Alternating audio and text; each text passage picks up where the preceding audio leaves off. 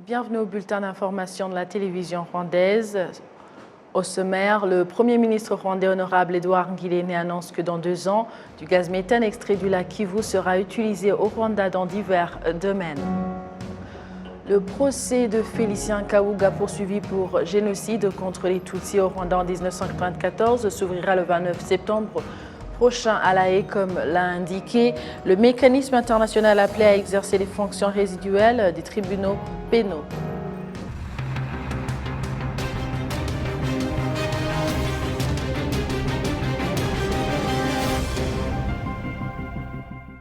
Madame, Monsieur, bonsoir. Le Premier ministre rwandais honorable Edouard Ngirente annonce que dans 2 ans, du gaz méthane extrait du lac Kivu sera utilisé au Rwanda dans divers domaines. Le chef de la primature a fait cette indication ce jeudi lorsqu'il a procédé à la pose de la première pierre à la société Gasmet, qui va ériger l'usine d'extraction, le traitement et de compression du gaz méthane du lac Kivu.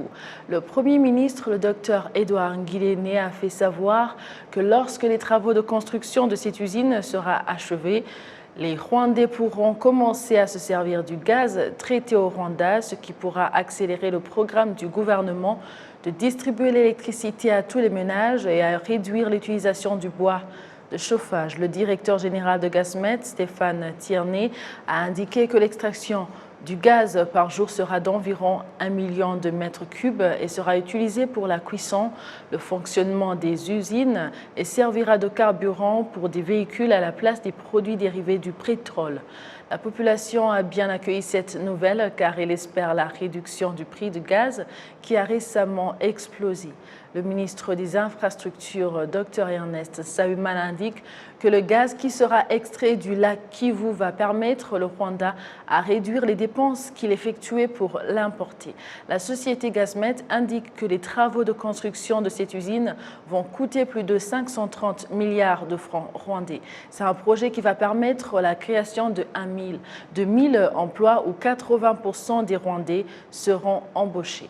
La société Gasmet, chargée de l'extraction de ce gaz, a signé un accord de 25 ans et si tout se déroule comme souhaité, la première production sera au marché au cours des 4 premiers mois de l'année 2024 et 35% seront consacrés à la cuisson. Le procès de Félicien Kabuga poursuivi pour génocide contre les Tutsis au Rwanda en 1994 s'ouvrira le 29 septembre prochain à La Haye, comme l'a indiqué le mécanisme international appelé à exercer les fonctions résiduelles des tribunaux pénaux. La Cour a précisé que la présentation des témoignages dans ce procès débutera le 5 octobre 2022 dans une conférence de mise en état ce jeudi. Félicien Kabuga s'est dressé à la Cour dans une chaise roulante et parlait à voix basse. Il a demandé à la Cour de lui permettre de changer d'avocat, Maître Emmanuel Alti, et de le remplacer par Maître La Rochelle. Cette conférence préalable au procès était présidée par le juge Ian Bonomi, secondée par Graciela Gatti Santana et Elisabeth Ibanda Nahamia. Félicien Kabuga, de 87 ans de naissance, est poursuivi pour génocide et crimes contre l'humanité. Il est présenté comme le financier du génocide contre les Tutsis au Rwanda en 1994. Il est parmi les fondateurs de la radio-télévision libre des 1000 collines RTLM, qui a largement été utilisé dans la diffusion des messages de haine et d'appel au massacre contre les Tutsis. Kabuga a été arrêté à Paris en France le 16 mai 2020 après 25 ans de cavale. Des experts en développement socio-économique et des citoyens de différentes catégories affirment que l'allongement de l'espérance de vie au Rwanda est le résultat de la bonne gouvernance. Cette indication est faite après l'Organisation mondiale de la santé ait placé le Rwanda à la 9e place en ce qui concerne la population dont l'espérance de vie est élevée en Afrique. Léoncie Kanzaïde.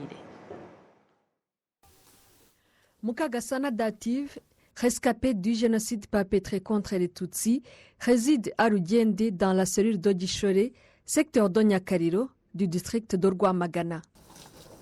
Elle est âgée de 65 ans et affirme que la vache qui lui a été donnée il y a 2 ans a favorisé l'augmentation de son espérance de vie et sa longévité. Je t'ai dit que je l'ai portée moi-même pour l'amener ici. J'ai commencé alors à boire du lait et elle est maintenant en gestation depuis 5 mois. La génisse, je l'ai vendue et j'ai l'espoir en la vie.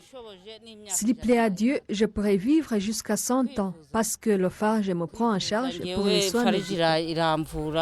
Les jeunes, tout comme les adultes dans le district de Rwamagana, indiquent que l'allongement de l'espérance de vie concerne en général tous les habitants pour différentes raisons.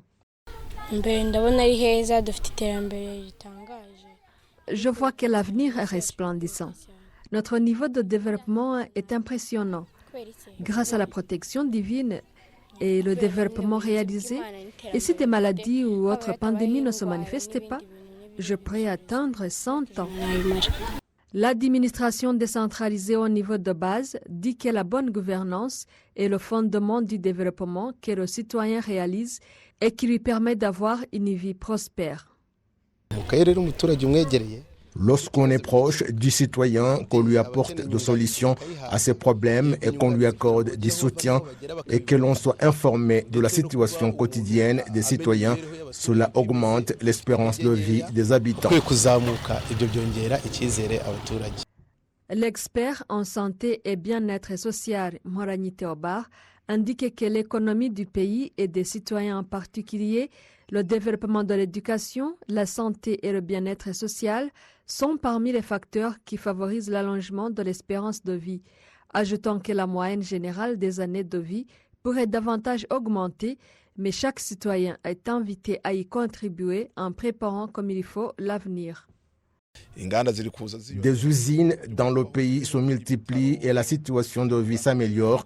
Nous avons au Rwanda environ 49 hôpitaux de district et le secrétaire d'État au ministère de la Santé a récemment indiqué qu'ils vont augmenter des centres hospitaliers et universitaires. Maintenant, tout Rwandais va à l'école et presque tous les Rwandais sont affiliés à la mutuelle de santé. Autre chose qu'on a récemment mise en place, c'est l'épargne vie et Joheza. Si un citoyen a fait de l'épargne vie, le moment venu, il pourra se faire soigner à temps, il aura une alimentation équilibrée, il pourra se reposer et vivre jusqu'à 100 ans sera possible. L'enquête que l'Organisation mondiale de la santé a rendue publique dans ce mois d'août révèle que le Rwanda est à la 9e position en Afrique en ce qui concerne l'allongement de l'espérance de vie. La moyenne de l'espérance de vie au Rwanda est actuellement de 69 ans par rapport à 67 ans en 2021.